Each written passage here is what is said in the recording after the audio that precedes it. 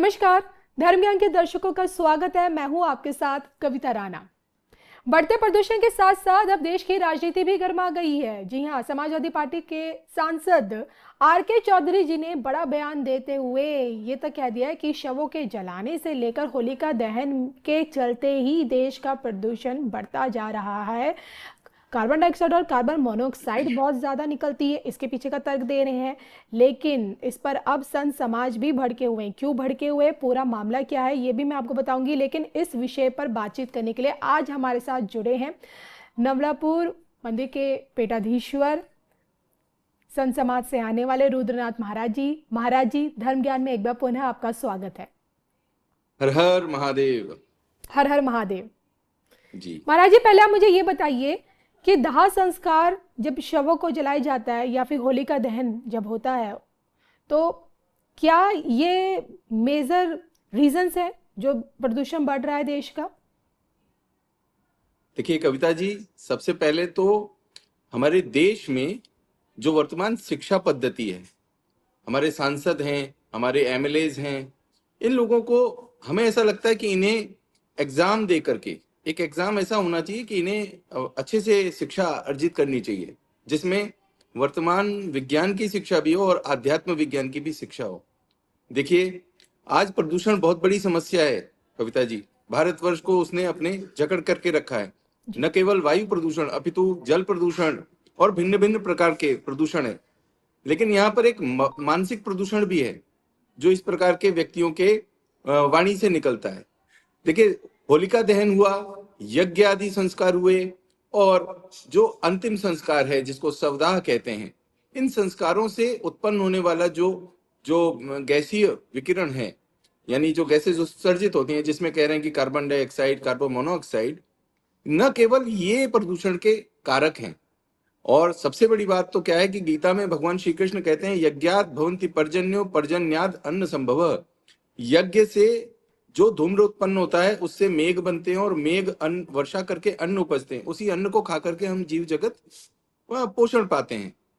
शवदाह का भी एक नियम है कि जब शव को अग्नि को समर्पित किया जाता है, अग्नि प्रदूषण कारक नहीं है।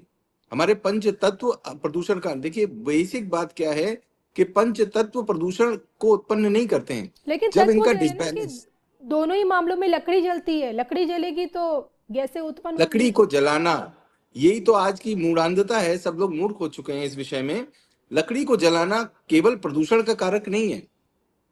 जलाने में अग्नि का ही तो प्रयोग होगा। लकड़ी को अग्नि प्रदूषण नहीं करती, अग्नि शोधन करती है। ये हम लोगों ने प्रदूषण कैसे इसको मान लिया।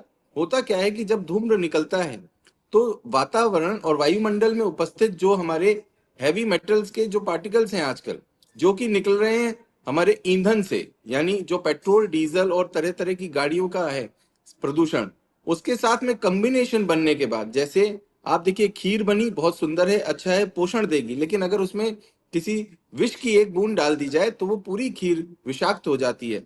तो प्रदूषण लकड़ियों को जलाने भर से नहीं हो रहा है, हमारे आसपास जो और तत्व हैं उनके साथ मिक्स होकर के ये स्मोग का वातावरण बन रहा है, और वो स्मोग जो है वो हमारे लिए, सबके लिए घातक बन गया है।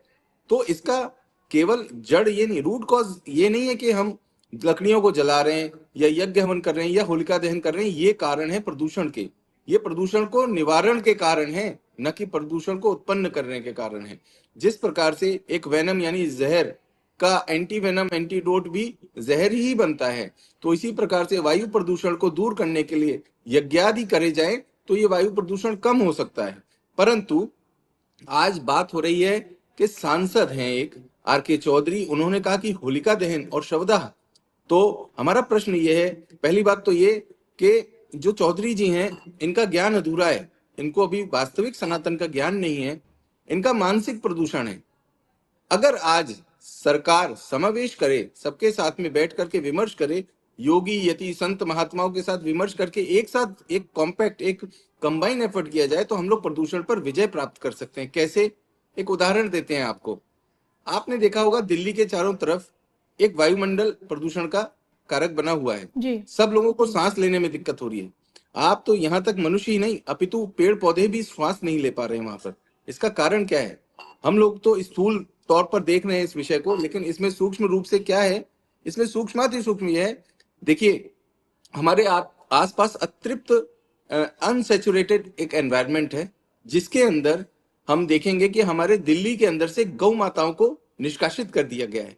कहीं भी दिल्ली में गौ माता को आश्रय देने के लिए आप दिल्ली में घर में आप गौ को नहीं पाल सकते हैं। जी। तो जो गौ हमारे ये सनातन का विज्ञान है, गौ माता हमारे आसपास के समस्त प्रदूषणों को दूर करने के लिए एक चलती फिरती आजकल जैसे कहते हैं एयर को शुद्ध करने के लिए मशीनें आ गई हैं, है ना। इसी प्रकार से चलती फिरती एक अपने आप में एक पावर हाउस है माँ गौ माता, जो हमारे चारों तरफ के प्रदूषणों को, रोगादि के कणों को दूर करती है। लेकिन दिल्ली के अंदर देखिए गौ को नहीं। अगर हम आपके चैनल के माध्यम से एक सुझाव देना चाहते हैं इस प्रदूषण पर, कि न शवदाह से कोई फर्क नहीं पड़ेगा और होलिका दहन से कोई फर्क नहीं पड़ेगा, इन्हें करते रहना चाहिए। हमें क्या करना चाहिए, हमें हमारी सनातन की रूट्स पर, उनकी जड़ों पर वापस जाना चाहिए और गौ माताओं को ससम्मान वापस दिल्ली के जैसे मेट्रो सिटीज के अंदर जो बड़े बड़े पार्क बने हैं, इन पार्कों के मध्य में केंद्र में एक गौ केंद्र बनाना चाहिए, जिसमें गौ माता रहे और डेली यज्ञ आदि करके उन गौ माता को सेवा दी जाए। जब लोग सुबह जॉगिंग करने जाते हैं तो गौ माता की परिक्रमा हो जाएगी। और आपको हम एक प्रयोग के रूप में बता सकते हैं कि जो जो हमारे यज्ञ आदि से उठने वाला धूम्र है, ये पेनिट्रेट करेगा उस एटमॉस्फेरिक जो प्रदूषण का लेयर है उसको। जब आर्टिफिशियल रेन की जाती है तो वो बाहर से ऊपर से वर्षा करा करके उस प्रदूषण की लेयर को खत्म करना चाहते हैं, लेकिन वो भी प्रभावी नहीं हो रही है।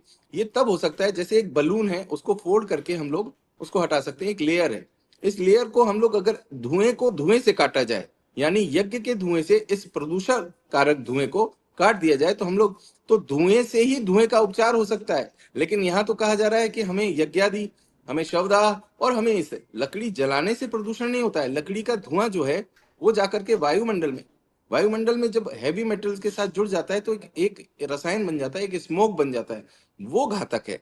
इसके लिए सनातन पर टिप्पणी करने के बजाय हमें वैज्ञानिकों के साथ बैठ करके समन्वय करके सनातन विज्ञान को देखते हुए इस प्रदूषण का उपाय करना चाहिए। लेकिन आपने जो एक मानसिक प्रदूषण की यहाँ बात की है, मैं आपसे जानना चाहती हूँ, ये मानसिक प्रदूषण हमें अखिलेश यादव जी के नेताओं में क्यों नजर आता है? क्योंकि कभी उनके कोई नेता रामचरितमानस के खिलाफ टिप्पणी करते हैं, रामचरितमानस ग्रंथ को फाड़ने की भी कोशिश करते हैं। पिछले साल के वीडियोस आप देख लीजिए, बार बार सनातन पे जब भी कोई वादित टिप्पणी होती है, देखा जाता है यूपी से, खासकर समाजवादी पार्टी से ही होता है। इसके पीछे की क्या वजह है? यही मानसिक प्रदूषण। देखिए कविता जी, आपने सुना होगा आजकल बहुत सारे कैंसर के पेशेंट्स हो रहे हैं। कैंसर क्या है? कैंसर स्थूल रूप में एक कहते हैं कि अनलिमिटेड ग्रोथ होती है कोशिकाओं की, जो रुक नहीं पाती है। इसी प्रकार से ये एक मानसिक कैंसर के रोगी हैं ये सारे। इन लोगों को ये नहीं समझ में आता कि सनातन संपूर्ण विश्व में वैज्ञानिक तथ्यों पे खरा उतरने वाला एक धर्म है, जिसके अंदर ऋषि मुनियों ने जो भी इस सनातन धर्म में जो भी रिचुअल्स हैं, जो भी हमारे संस्कार हैं, उनको बड़ा ही सोच समझ करके बनाया है। लेकिन चूंकि इनको तुष्टीकरण करना है और ये समझ नहीं पाते, इन्हें हर चीज में राजनीति करनी होती है। अब यहाँ पर अभी ये दाह संस्कार और होलिका दहन पर बात कर रहे हैं, फिर कभी दीपावली आती है तो पटाखों के, हालांकि पटाखों का प्रदूषण होता है, उसको नहीं करना चाहिए उस तरीके से, ये बात फैक्ट है। लेकिन क्या केवल यही फैक्टर्स हैं? हमारे आसपास बहुत सारे फैक्टर्स ऐसे हैं जिनके कारण ये हो रहा है। तो कैंसर जिस तरह से पहले मानसिक पटल पर आता है, उसके बाद में स्थूल शरीर पर परिलक्षित होता है, इसी तरह से मानसिक कैंसर है। इनके अंदर वो बीज बैठे हैं इन नेताओं के अंदर, जो ये समझ नहीं पा रहे हैं कि सनातन धर्म में हमारे पास समाधान का धर्म है ये, लेकिन ये समाधान पे बात नहीं करना चाहते, इन्हें कोरी राजनीति करनी है। इसीलिए ये भ्रम फैला रहे हैं समाज में कि लोग अपने रिचुअल्स को छोड़ दें और एक दूसरी धारा में आगे बढ़ने लगे। जी।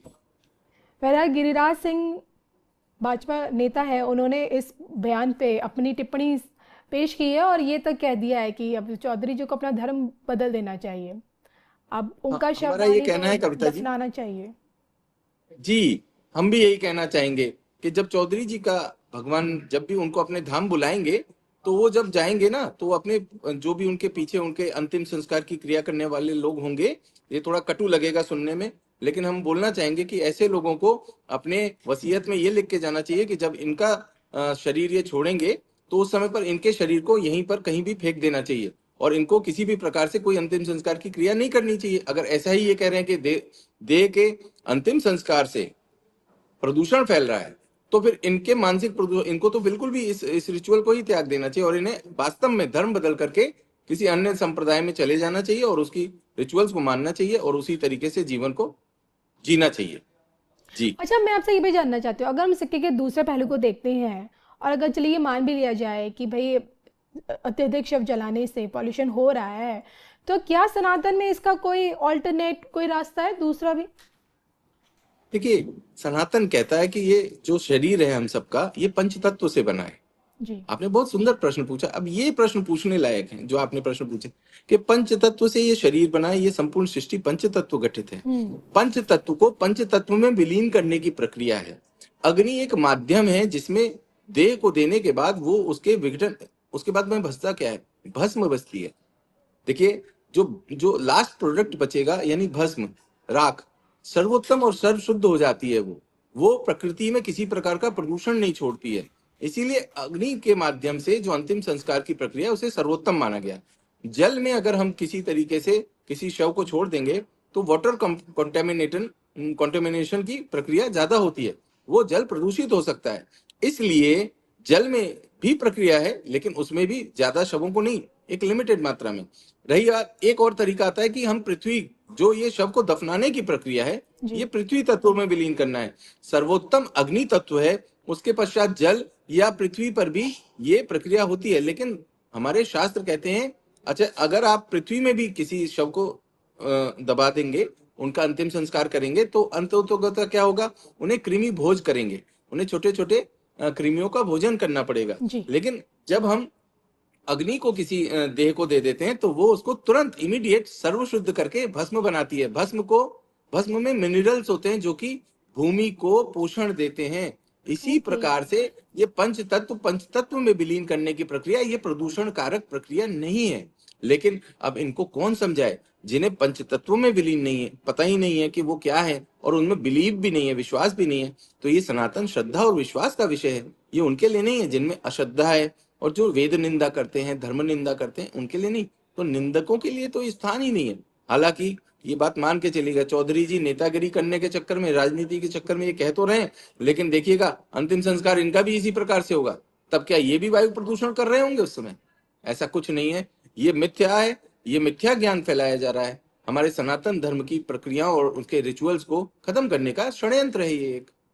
जी बिल्कुल, आपका बहुत बहुत धन्यवाद हमसे जुड़ने के लिए और जानकारी देने के लिए, जिनका अधूरा ज्ञान है इसको लेकर।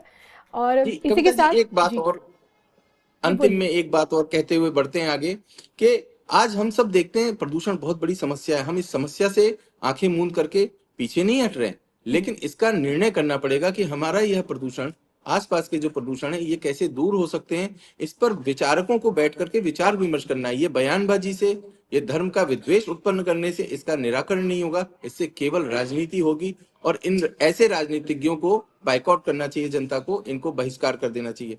हम आप बैठ करके भी निदान निकाल सकते हैं कि किस प्रकार से हम अपनी धरती माँ को, माँ प्रकृति को बचा सकें। सनातन धर्म में बहुत सारे ऐसे मार्ग हैं, कभी हम लोग पुनः चर्चा करेंगे इस विषय पर कि कैसे प्रदूषण से हम लोग फाइट करके और अपनी माँ धरती को और अपने पूरे जीव जगत को सामंजस्य बना सकते हैं। पुनः आप सबका आभार। हर हर महादेव। हर हर महादेव गुरुजी।